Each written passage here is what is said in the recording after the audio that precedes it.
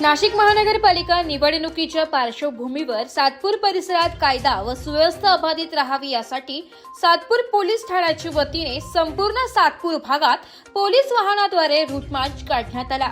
हा route march Satpur police ठाण्याच्या हद्दीतील संवेदनशील व गर्दीच्या भागातून काढण्यात आला।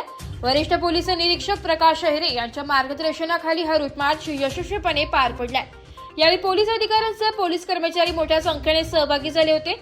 रूट मार्चद्वारे नागरिकांमध्ये सुरक्षिततेची भावना निर्माण करणे तसेच निवडणुकी दरम्यान कोणताही अनुचित प्रकार घडू नये यासाठी खबरदारी म्हणून हा उपक्रम राबविण्यात आल्याचं सांगण्यात आलंय। या संदर्भात अधिक माहिती सातपूर पोलीस ठाण्याचे वरिष्ठ पोलीस निरीक्षक प्रकाश अहिरे यांनी दिली आहे। संघाने आपण आज रूट मार्च गाड्यांद्वारे काढलेला आहे, काय सांगाल?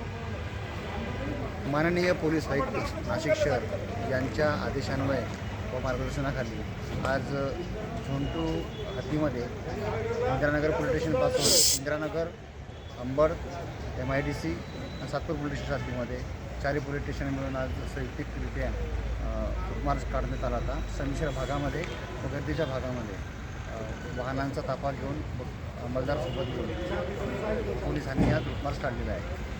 साधारण किती कर्मचारी अधिकारी गाडी होत्या?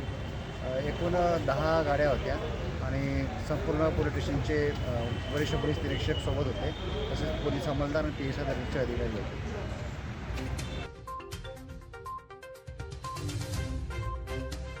जागर जनस्थानसाठी प्रतिनिधी भूषण जैन, नाशिक।